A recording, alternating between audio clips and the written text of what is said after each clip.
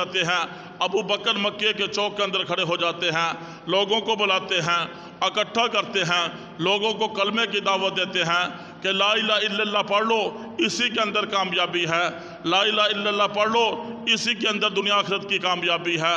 وہ مکے کے لوگ مشرکین مکہ جو بتوں کی پوجا کرنے والے تھے، جو مشرک تھے، جو غیر اللہ کے سامنے اپنی پیشانی کو جھکانے والے تھے، وہ ابو بکر کو پکڑتے ہیں، اتنا مارتے ہیں کہ ابو بکر بے ہوش ہو جاتے ہیں۔ حضرت عائشہ رضی اللہ تعالیٰ عنہ فرماتی ہیں کہ میرے ابا کو اس دن اتنا مارا گیا، میرے ابا کے سر کے جس بال کو بھی ہم ہاتھ لگاتے تھے وہ بال سر سے علیحدہ ہو جاتا تھا۔ ابو بکر نے مار کس کے لیے کھائی؟ پیغمبر کی محبت میں کھائی۔ کس کے لیے کھائی؟ اسلام کی محبت میں کھائی، اللہ اور اس کے رسول کی محبت میں مار کھائی۔ ابو بکر کو ہوش آتا ہے، قبیلے کے لوگ پکڑتے ہیں، گھر کے اندر لے جاتے ہیں۔ جب ہوش آتا ہے، ماں کہتی ہے کہ بیٹا بڑے زخم آئے ہوئے ہیں، دودھ پی لے، دوائی لے لے۔ ابو بکر کہتے ہیں کہ نہیں، اس وقت تک ابو بکر نہ کچھ کھائے گا نہ کچھ پیے گا جس وقت تک کملی والے کی زیارت نہیں کر لیتے۔ پکڑ کر پیغمبر کے پاس لے جاتے ہیں، اللہ کے محبوب دیکھتے ہیں میرا یار آ رہا ہے، ابو بکر آ رہا ہے، اللہ کے محبوب خوش ہوتے ہیں۔ اس کے بعد ابو بکر صدیق رضی اللہ تعالیٰ عنہ کی کلمہ پڑھنے کے بعد، اسلام لانے کے بعد، دین اسلام کے ساتھ ابو بکر کو اتنی محبت تھی۔ ابو بکر نے کلمہ پڑھنے کے بعد، مسلمان ہونے کے بعد، اپنی زندگی کے مقصد کو یوں سمجھا کہ ابو بکر سب کچھ برداشت کر سکتا ہے، اسلام کے لیے ہر قسم کی قربانی دے سکتا ہے، لیکن دین اسلام سے ایک انچ پیچھے نہیں ہٹ سکتا۔ یہ وہ صحابہ کی جماعت ہے جنہوں نے اپنی زندگی کا مقصد سمجھا، جنہوں نے لا الہ الا اللہ محمد الرسول اللہ کا معنی مفہوم سمجھا کہ اب جب لا الہ الا اللہ محمد الرسول اللہ پڑھ لیا ہے، اب سب کچھ پیغمبر کے حکم پر اللہ کے دین کے لیے قربان کیا جا سکتا ہے۔ ابو بکر صدیق رضی اللہ تعالیٰ عنہ اسلام کے لیے قربانی پیش کرتے نظر آتے ہیں، اسلام کے ساتھ محبت کرتے نظر آتے ہیں۔ پھر وہ وقت بھی آتا ہے، اللہ کے محبوب نے ایک غزوہ کے موقع پر صحابہ سے کہا میرے صحابہ آج اسلام کو چندے کی ضرورت ہے۔ صحابہ گھر کی طرف دوڑتے ہیں اور گھر کے اندر جو کچھ بھی تھا لا کر پیغمبر کے قدموں میں لا کر رکھ دیتے ہیں۔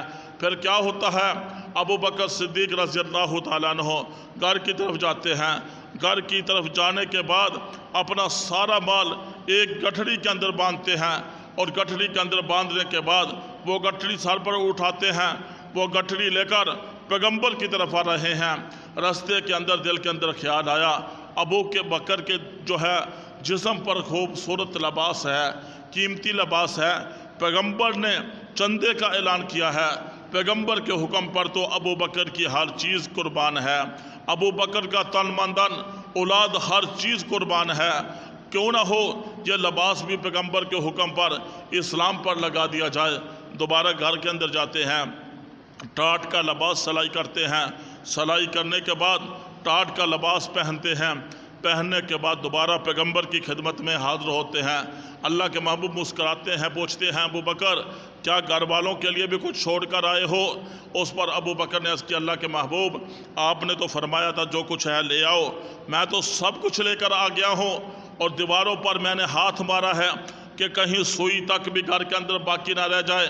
پیغمبر کے حکم پر تو سب کچھ قربان ہے، پیغمبر کے حکم پر تو یہ جان کیا چیز ہے، یہ مال کیا چیز ہے، یہ اولاد کیا چیز ہے، یہ کھجوروں کے باغات کیا چیز ہے۔ ابو بکر کا تن من دھن سب کچھ اسلام کے لیے قربان ہے۔ اللہ کے محبوب صلی اللہ علیہ وآلہ وسلم ابو بکر سے باتیں کر رہے تھے، آسمان سے نوریوں کے سردار آتے ہیں، جبرائیل آتے ہیں، اللہ کے محبوب دیکھتے ہیں جبرائیل کے جسم پر بھی ٹاٹ کا لباس ہے۔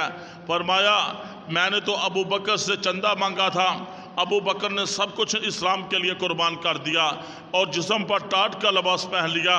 اے جبرائیل تو نے اپنے جسم پر ٹاٹ کا لباس کیوں پہنا ہے؟ اس پر نوریوں کے سردار جبرائیل کے عرض کرتے ہیں اللہ کے محبوب اللہ تبارک و تعالیٰ کو ابو بکر کی یہ ادا اتنی پسند آئی ہے، جس وقت سے زمین پر ابو بکر نے ٹاٹ کا لباس پہنا ہے۔ اللہ نے آسمان کے فرشتوں کو حکم دیا ہے تم بھی ابو بکر کے طریقے پر چلتے ہوئے آسمان کے فرشتوں آج ٹاٹ کا لباس پہن لو، ٹاٹ کا لباس پہن لو۔ یہ وہ صحابہ کی جماعت تھی جنہوں نے زبانی کلامی ہی نہیں محبت رسول کا دعویٰ کیا۔ جو مسلمان بھی، جو انسان بھی لا الہ الا اللہ محمد الرسول اللہ پڑھ لیتا ہے، اب وہ آزاد نہیں ہے، وہ غلام ہے۔ اور غلام کس کا ہے؟ کملی والے کا غلام ہے۔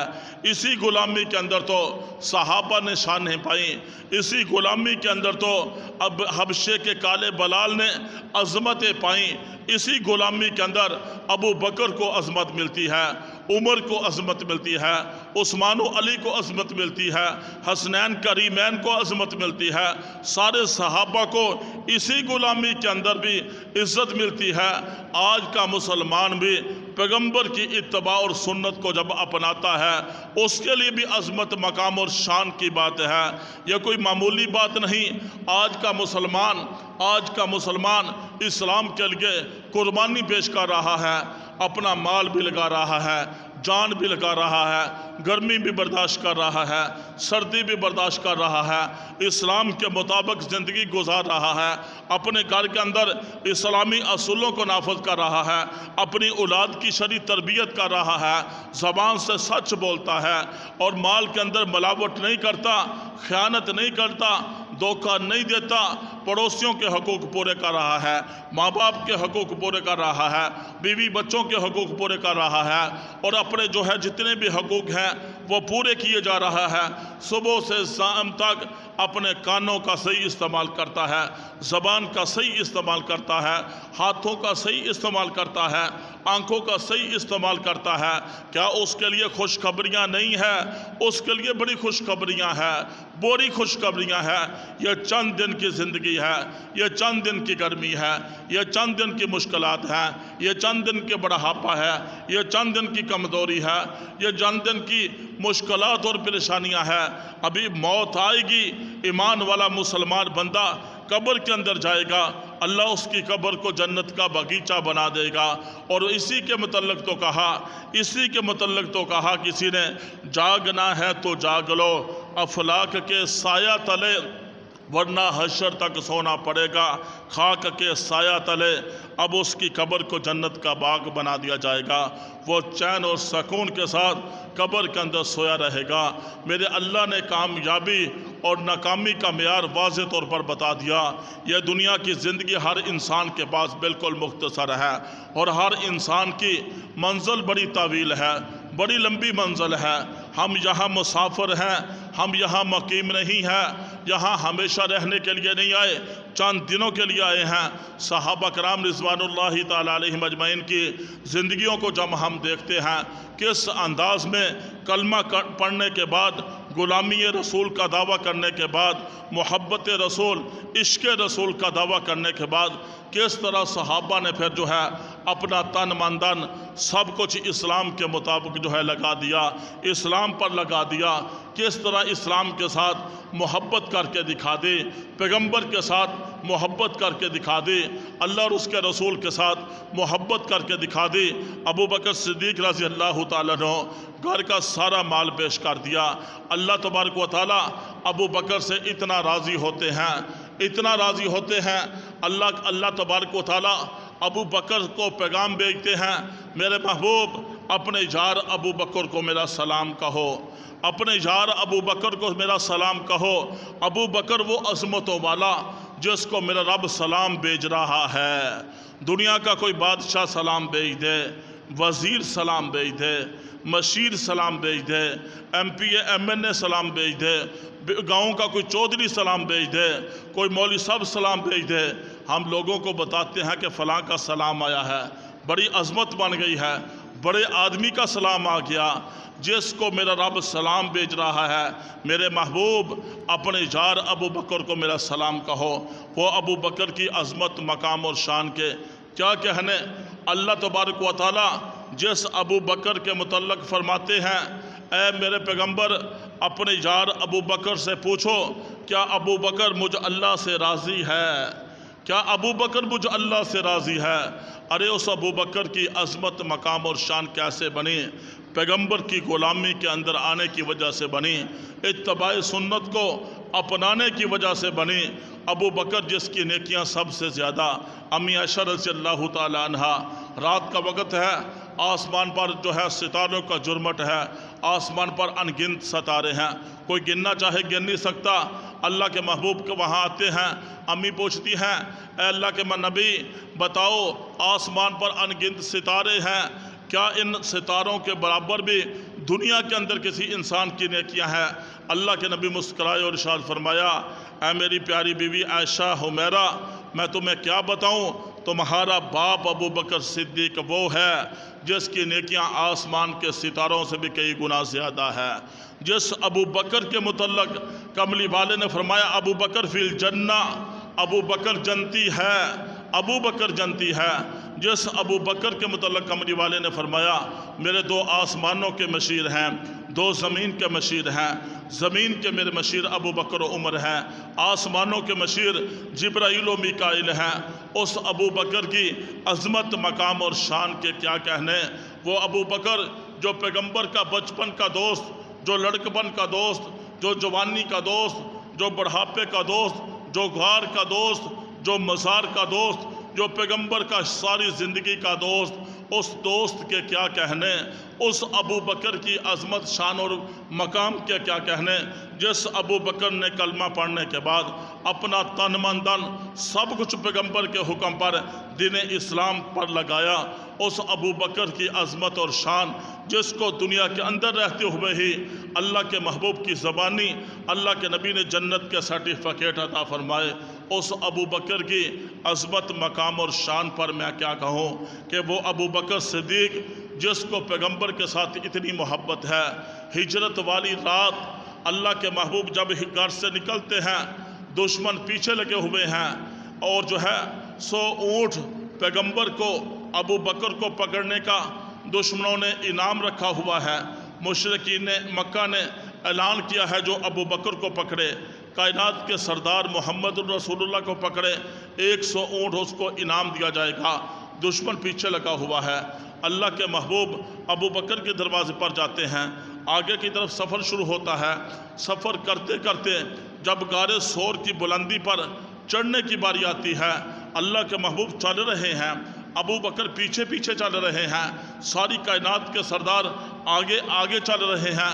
ابو بکر کیا دیکھتے ہیں؟ پیغمبر علیہ الصلاۃ والسلام کے مبارک طلبوں سے خون کے قطرے ٹپک رہے ہیں۔ ابو بکر تڑپ جاتے ہیں اور عرض کرتے ہیں اللہ کے محبوب رک جائیں۔ اللہ کے محبوب جا رہے ہیں، ابو بکر دوبارہ کہتے ہیں اللہ کے محبوب رک جائیں، اگر آپ نہیں رکیں گے ابو بکر کو یہاں موت آ جائے گی۔ اللہ کے محبوب رکتے ہیں، پوچھتے ہیں ابو بکر کیا بات ہے؟ کہا کہ اللہ کے محبوب آپ کے طلبوں سے، آپ کے پاؤں سے خون کے قطروں کا ٹپکنا ابو بکر سے برداشت نہیں ہوتا۔ اس پر کہا اللہ کے محبوب آپ سواری پر سوار ہو جائیں۔ اللہ کے نبی نے ارشاد فرمایا ابو بکر جب رستہ ہموار تھا ہم سواری پر سوار ہو کر آگئے، اب تو بلندی کی طرف جانا ہے، اب کس سواری پر سوار ہو جاؤں؟ ابو بکر اپنے کندھے قریب کر دیتے ہیں۔ اللہ کے محبوب اگر جہاں اونٹنی نہیں چل سکتی، سواری نہیں چل سکتی، ابو بکر کے کندھے حاضر ہیں۔ وہ ابو بکر صدیق رضی اللہ تعالیٰ عنہ نبوت کا بوجھ اٹھاتے ہیں، نبوت کو کندھوں پر بٹھاتے ہیں اور 6000 فٹ بلندی پر غار سور تک کے دروازے تک ابو بکر جو ہے اللہ کے محبوب کو کندھوں پر بٹھا کر غار سور کے دروازے پر پہنچتے ہیں۔ یہ کیسا عشق ہے، عجیب ہی انداز ہے محبت کا۔ پھر اس کے بعد اللہ کے محبوب صلی اللہ علیہ وآلہ وسلم جب مدینہ طیبہ کے اندر داخل ہوتے ہیں، مدینے کا ہر عاشق چاہتا ہے کہ ہمارے گھر کے اندر اللہ کے محبوب جو ہیں ہمارے گھر کے اندر ہمارے مہمان بنے۔ اللہ کے محبوب فرماتے ہیں اس اونٹنی کی لگام اور مہار میرے اللہ کے پاس ہے، اس کے قبضہ قدرت کے اندر ہے، جہاں میرا اللہ اس اونٹنی کو کھڑا کرے گا ہم اسے کے مہمان بنیں گے۔ چنانچہ وہ اونٹنی چلتے چلتے حضرت ابو ایوب انصاری رضی اللہ تعالیٰ عنہ کے گھر کے سامنے جا کر رک جاتی ہے۔ ابو ایوب انصاری سامان اتارتے ہیں، گھر کے اندر لے جاتے ہیں۔ آج حضرت ابو ایوب انصاری رضی اللہ تعالیٰ عنہ کی جو ہے خوشی کی انتہا ہے، ساری کائنات کے سردار ان کے مہمان بن گئے، ابو ایوب انصاری ان کے میزبان بن گئے۔ اس کے بعد کیا ہوتا ہے، مدینہ طیبہ سے ہر عاشق، ہر مسلمان پیغمبر کی زیارت کے لیے، پیغمبر کا حسن و جمال دیکھنے کے لیے، پیغمبر کے اعلیٰ اخلاق والی باتیں سننے کے لیے، پیغمبر کی زیارت کے لیے مدینہ طیبہ سے ہر عاشق پیغمبر کے پاس آتے ہیں۔ کیا ہوتا ہے، اب جو بھی مدینہ کے اندر آتا ہے حضرت ابو ایوب انصاری کے گھر کے اندر آتے ہیں، اللہ کے محبوب سے مصافحہ کرنے کے بجائے پہلے ابو بکر سے مصافحہ کرتے ہیں، ابو بکر سے مصافحہ کرتے ہیں۔ ابو بکر وہ ہے نبوت کے ساتھ رہنے کی وجہ سے، اب تو نبوت کا رنگ ابو بکر پر بھی چڑھ چکا تھا۔ مدینہ سے جو بھی آتے ہیں پہلے ابو بکر سے مصافحہ ہوتا ہے، بعد میں کملی والے سے مصافحہ ہوتا ہے۔ ابو بکر یہ برداشت نہ کر سکے اور کیا ہوتا ہے، اپنی چادر کو محبوب خدا کے اوپر ایسے تان کر کھڑے ہو جاتے ہیں تاکہ مدینے والوں کو پتہ چلے یہ نیچے جو بیٹھا ہوا ہے یہ آقا ہے، یہ اوپر جو چادر تان کر سایہ کیے ہوئے ہے یہ غلام ہے، نیچے جو بیٹھا ہوا ہے یہ کملی والا ہے، اوپر ابو بکر ہے، یہ سردار ہے، یہ غلام ہے۔ یہ ابو بکر صدیق رضی اللہ تعالیٰ عنہ کی محبت تھی کہ محبوب خدا سے کوئی پہلے، محبوب خدا سے مصافحہ سے پہلے کوئی ابو بکر سے مصافحہ نہ کرے۔ یہ ابو بکر صدیق رضی اللہ تعالیٰ عنہ کی پیغمبر کے ساتھ محبت کا ایسا انداز تھا۔ وہی ابو بکر صدیق رضی اللہ تعالیٰ عنہ جب موت کا وقت آتا ہے اپنی بیٹی کو بلایا کہ عائشہ جب میں دنیا سے چلا جاؤں انہی چادروں کے اندر مجھے جو ہے دفن کر دینا۔ اس پر بیٹی نے کہا ابا جان جب آپ کے لیے نئی چادریں لے آئیں گے، نیا آپ کے لیے کفن لے آئیں گے، فرمایا کہ نہیں، زندہ انسانوں کو جو ہے نئے کپڑوں کی زیادہ ضرورت ہے، یتیموں کو ضرورت ہے، مستحق لوگوں کو ضرورت ہے۔ انسان کے ساتھ جانے والے نیک اعمال ہیں، یہ چادریں بوسیدہ ہو جائیں گی، یہ چادریں ختم ہو جائیں گی، انسان کے ساتھ جانے والے نیک اعمال ہیں۔ یہ ابو بکر صدیق رضی اللہ تعالیٰ عنہ کی وصیت ہے۔ ابو بکر کو جب موت آتی ہے، ابو بکر کی موت بھی عظمت والی، ابو بکر کی زندگی بھی عظمت والی، ابو بکر کا پیغمبر کے ساتھ والہانہ محبت کا انداز بھی عظمت والا۔ جب ابو بکر کو موت آتی ہے، موت کے بعد ابو بکر کی میت کو روضہ رسول کے باہر لے جا کر رکھ دیا جاتا ہے، اور جو ہے ایک صحابی آواز لگاتے ہیں۔ کیا آواز لگاتے ہیں؟ اے اللہ کے محبوب، آپ کا یار، آپ کا دوست، آپ کا ساری زندگی کا وفادار، جانثار، حبدار ابو بکر صدیق حاضر ہے، اجازت ہے، اندر لے آتے ہیں۔ اگر اجازت نہیں ہے تو جنت البقیع کے اندر دفن کر دیتے ہیں۔ پھر کیا ہوتا ہے، علماء نے کتابوں کے اندر لکھا کہ جب آواز لگتی ہے روضہ رسول کا تالا جو ہے ٹوٹتا ہے، زمین پر گرتا ہے اور روضہ رسول کا دروازہ کھل جاتا ہے۔ اندر سے ابو بکر کے لیے آواز آتی ہے ادخل الحبیبہ الی الحبیبی، کہ دوست کو دوست کے پاس لایا جائے۔ اتنی لمبی جدائی برداشت نہیں ہوتی۔ یہ وہ دوستیاں تھیں، یہ وہ محبتیں تھیں، یہ وہ عشق تھا، یہ وہ پیار تھا، یہ جانثاری، وفاداری، حبداری تھی کہ ابو بکر کو مرنے کے بعد بھی ابو بکر کے لیے آوازیں لگ رہی ہیں ادخل الحبیبہ الی الحبیبی، کہ دوست کو دوست کے پاس لایا جائے۔ لمبی جدائی برداشت نہیں ہوتی۔ مرنے کے بعد بھی اللہ کے محبوب کی قبر مبارک کے ساتھ ابو بکر کی قبر ہے۔ یہ صحابہ کرام رضوان اللہ تعالیٰ علیہم اجمعین کی زندگیاں جب ہم ان کا مطالعہ کرتے ہیں کہ جن صحابہ نے اپنی زندگی کے مقصد کو سمجھا کہ ہم دنیا کے اندر کمانے کے لیے نہیں آئے، ہم دنیا کے اندر کوٹھی بنگلے بنانے کے لیے نہیں آئے، ہم دنیا کے اندر تجارت کرنے کے لیے نہیں آئے، ہم دنیا کے اندر بڑے بڑے عہدے حاصل کرنے کے لیے نہیں آئے، ہم دنیا کے اندر دھوکے فریب کرنے کے لیے نہیں آئے، بلکہ ہم دنیا کے اندر وما خلقت الجن والانس الا لیعبدون، ہم نے انسانوں اور جنوں کو اپنی عبادت کے لیے پیدا کیا ہے۔ ایک طرف تو اللہ کی عبادت ہے، اللہ کے احکامات ہے، دوسری طرف انسان کا کھانا ہے، پینا ہے، پہننا ہے، ضروریات زندگی ہے، مکان کی ضرورت ہے، سواری کی ضرورت ہے، یہ دو چیزیں انسان کے ساتھ رکھ دی، دو چیزیں انسان کی زندگی کے اندر لازم و ملزوم ان کو بنا دیا۔ اب انسان دنیا کے اندر آیا ہے، اب انسان کے لیے یہ لازم ہے کہ اپنی زندگی کے مقصد کو پورا کرے، جس طرح صحابہ نے اپنی زندگی کے مقصد کو پورا کیا۔ صحابہ نے دنیا کے لیے اتنا ہی کیا جتنا دنیا کے اندر رہنا تھا، اور آخرت کے لیے اتنا کیا جتنا آخرت کے اندر رہنا تھا۔ انسان جب مسافر ہوتا ہے، جب سفر کرتا ہے، راستے میں چلتے ہوئے وہ راستے میں کوٹھی بنگلے نہیں بناتا، وہ بلکہ تھوڑا سا پڑاؤ ڈالتا ہے، خیمے لگاتا ہے کہ یہاں چند منٹوں کے لیے، گھنٹوں کے لیے، چند دنوں کے لیے رہنا ہے۔ انسان دنیا کے اندر چند دنوں کے لیے آیا ہے، چند دنوں کے لیے انسان کو مہلت ہے۔ یہاں انسان کہیں بول کر دنیا کو جنت بنانے کے چکر میں اگر لگ گیا تو اللہ اور اس کے رسول صلی اللہ علیہ وآلہ وسلم کی ناراضگی کا ذریعہ بنے گا۔ جس نے اللہ اور اس کے رسول کے احکامات کو توڑ دیا، اور جس نے اس دنیا کے اندر رہتے ہوئے یہ زندگی سنبھل کر اتباع سنت کے مطابق گزار لی، اس کے لیے میرے رب نے جنت کے اندر عظیم الشان محل ایمان والوں کے لیے بنائے ہیں۔ اور سب سے چھوٹا جنتی جب جنت کے اندر جائے گا، سب سے چھوٹا جنتی جب جنت کے اندر جائے گا، اس کے لیے میرے رب نے جنت کے اندر کتنا بڑا محل بنایا ہے، اتنا بڑا محل اس کے لیے تیار کر دیا ہے۔ یہ ہماری زمین ہے، کائنات ہے، اس زمین کے اندر 7 بر اعظم ہے، اور یہ کتنی بڑی زمین ہے، جتنی بڑی دنیا ہے، اس دنیا کی زمین سے 10 گنا بڑا میرے رب نے جنت کے اندر سب سے چھوٹے جنتی کے لیے محل تیار کر دیا ہے۔ اے مسلمان، کس چکر میں تو لگ گیا؟ اے مسلمان، شیطان کے دھوکے میں تو آ گیا؟ اے مسلمان، کیوں تو من چاہی زندگی گزار رہا ہے؟ کیا تو نے اپنے آپ کو اللہ کے سپرد نہیں کرنا؟ کیا تو اپنی مرضی کر سکتا ہے؟ یہ تمہارا بلبلے کی صورت میں تمہاری زندگی ہے۔ پانی کا ایک بلبلہ ہے، جب بجھ جاتا ہے اس وقت تو مجبور ہو جاتا ہے، اس وقت تو اٹھ بھی نہیں سکتا، خود قبرستان کے اندر جا بھی نہیں سکتا۔ اے انسان ذرا سوچ تو صحیح، منو مٹی کے نیچے تم نے جانا ہے، اللہ کو حساب و کتاب دینا ہے، پائی پائی کا حساب و کتاب ہوگا۔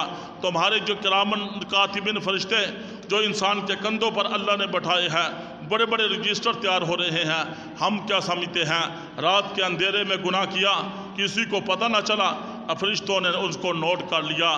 دن کے اجالے کے اندر نیکی کی، کیا میرے رب نے اس کو نیکی کو نوٹ نہ کیا؟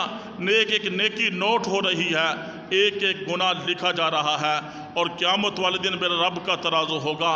یہ دنیا کی عدالت نہیں کہ جہاں جو ہے دھوکہ فریب ہوتا ہے، میرے رب کی عدالت ہوگی، وہاں ترازو لگے گا، پائی پائی کا حساب ہوگا، کسی کے ساتھ ظلم و زیادتی نہیں ہوگی۔ ایک انسان دنیا سے مر کے چلا جاتا ہے، جب وہ دنیا سے جاتا ہے اس کا ایک درجہ میرا رب بلند کر دیتا ہے۔ وہ انسان بڑا حیران ہوتا ہے، کہتا ہے کہ اللہ یہ نیکی تو میں نے کی ہی نہیں، تو اس سے میرا درجہ کیسے بلند ہو گیا؟ اللہ فرماتے ہیں کہ تمہاری اولاد نے تمہارے لیے آج استغفار کیا ہے، تمہاری دوست نے تمہارے لیے آج سال ثواب کیا ہے، تمہاری ماں نے، تمہارے بھائی نے، رشتہ دار نے، اور جس کے ساتھ تو محبت کیا کرتا تھا آج اس نے تیرے لیے احسان ثواب کیا ہے، اس کی برکت سے تیرا جو ہے درجہ بلند کر دیا گیا ہے۔ اس وقت انسان پچھتائے گا کہ کاش دنیا کے اندر وہ عمل کر کے چلے جاتے، اللہ کو اس انداز میں راضی کر کے چلے جاتے جو ہمارے مرنے کے بعد ہمارے درجات کی بلندی کا ذریعہ بنتے، ہماری مغفرت کا ذریعہ بنتے۔ انسان پچھتائے گا لیکن پچھتاوا کام نہیں آئے گا۔ اس لیے آج ہر مسلمان اپنے گریبان کے اندر دیکھے، سال ہا سال زندگی کے گزر جاتے ہیں، اور جو ہے مہینوں کے مہینے، ہفتوں کے ہفتے سوچتے ہی رہ جاتے ہیں کہ تہجد پڑھنی ہے، بس شروع کرنے والے ہیں، سال ہا سال نکل گئے، جہاں تک کہ موت آ گئی۔ نمازوں کے متعلق سوچتے ہی رہ جاتے ہیں کہ کل سے شروع کریں گے، پرسوں سے شروع کریں گے۔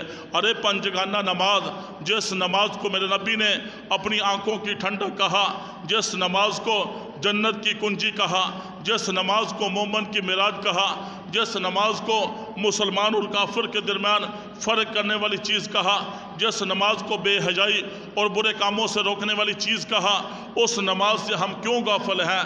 मेरे नबी ने आखिरी वसीयत में फरमाया, ज़िंदगी की आखिरी वसीयत की मुसलमानों को, ईमान वालों को, अपनी उम्मत वालों को, कि मेरी उम्मत के लोगों नमाज ना छोड़ना और मेरी उम्मत के गरीब लोगों का ख़ास ख्याल रखना। आज उम्मत के मुहम्मदिया के लोगों के साथ पैगम्बर अलैहिस्सलातु वस्सलाम के साथ कितनी मोहब्बत है, मोहब्बत के दावे ही हैं। हम कहते हैं हम बड़ी मोहब्बत करने वाले हैं, अरे भाई उसके अमली नमूने भी तो होने चाहिए। हमारी मोहब्बत का तब ही पता चलेगा अल्लाह के नबी के जो इस उम्मत के लिए कितना तड़पे, इस उम्मत के लिए कितना रोए, कभी दंदान मुबारक शहीद करवाए, कभी अपने वजूद अक़दस को लहू लुहान करवाया, कभी जो है वो अपने जो है चेहरे पर पत्थर खाए इस उम्मत के लिए, इस उम्मत के लिए, और हर वक्त उम्मत के लिए अल्लाहुम्मा ग़फ़िर ली उम्मती, अल्लाह मेरी उम्मत को माफ़ कर दे। अल्लाहुम्मा इहदिनी कौमी फ़इन्नहुम ला यअलमून, ताइफ की वादी में फरमा रहे हैं, अल्लाह इस कौम को हिदायत अता फरमा, ये मुझे पहचानते नहीं हैं, ये मुझे जानते नहीं हैं कि मैं इनका सबसे बड़ा खैरख़्वाह हूँ, मैं इनको जहन्नम की आग से बचाकर जन्नत की तरफ ले जाना चाहता हूँ, ये मुझे पहचानते नहीं है। कल क़यामत वाले दिन जब हर तरफ हर इंसान कहेगा या रब्बे नफ्सी, या रब्बे नफ्सी, अल्लाह मुझे बचा ले, इतना सख्त दिन होगा तो ज़मीन तांबे की कर दी जाएगी, अल्लाह के अर्श के साए के अलावा कोई साया नहीं होगा। इंसानियत जो है मैदान माशर के अंदर आदम से लेकर आखिरी इंसान तक सारे जमा होंगे और सारी की सारी इंसानियत मैदान माशर के अंदर 120 सफ़े बनी हुई होंगी और अपने बद अमालियों की बदौलत बाज जो है अपने घुटनों तक, टांगों तक, टखनों तक, नाफ तक, जहाँ सीने तक, कानों तक, जहाँ के बाज़ लोग अपने गुनाहों की बदौलत मैदान के माशर के अंदर अपने ही पसीने के अंदर डूबे हुए नजर आएंगे। बड़ा सख्त दिन होगा, उस वक़्त कोई बात समझ में नहीं आएगी, एक ही बात समझ में आएगी, फ़मन ज़ुहज़िया अनिन नार व उदखिलल जन्नत फ़क़द फ़ाज़। आज जो अज़ाब जहन्नम से बच गया, आज जो जन्नत के अंदर दाखिल कर दिया गया, कामयाब दरअसल वो है। आज दुनिया के अंदर हम कहते हैं फ़लाँ ने फैक्ट्री बना ली, कामयाब हो गया, फ़लाँ ने वज़ारतें हासिल कर ली, कामयाब हो गया, फ़लाँ ने बड़ी ज़िम्मेदारी शुरू कर दिया, कामयाब हो गया, फ़लाँ की बड़ी दुकानें हैं, कोठी बंगले हैं, कारें हैं, प्रोटोकॉल है। अरे भाई इससे पहले भी कितने मालो दौलत वाले आए, मनो मट्टी के नीचे चले गए, आज कोई उनका नाम भी नहीं लेता। अनकरीब वो वक्त आने वाला है, हमने भी मौत का जाम पीना है और मनो मट्टी के नीचे जाने वाले हैं। मैदान महशर के अंदर हर इंसान की ज़बान पर यही होगा, या रब्बे नफ्सी, अल्लाह मुझे बचा ले। आदम से लेकर ईसा रूहुल्लाह तक सारे नबी और रसूल कहेंगे या रब्बे नफ्सी, अल्लाह मुझे बचा ले, अल्लाह मुझे बचा ले। वहाँ कोई किसी के काम नहीं आएगा, वहाँ एक ही शफीक और मेहरबान पैगम्बर है जो क्या कहेगा, जो अपने लिए नहीं कहेगा, अपने नवासों के लिए नहीं कहेगा, अपनी प्यारी बेटी के लिए नहीं कहेगा, बल्कि पैगम्बर की ज़बान पर ये अल्फाज होंगे, या रब्बे उम्मती, अल्लाह मेरी उम्मत को बचा ले, अल्लाह मेरी उम्मत को बचा ले। सारे लोग इकट्ठे होकर आदम अलैहिस्सलातु वस्सलाम के पास जाएंगे और कहेंगे बड़ा सख्त दिन है, अल्लाह से जो है आप दुआ करें, हिसाब व किताब शुरू हो जाए। उस पर क्या होगा?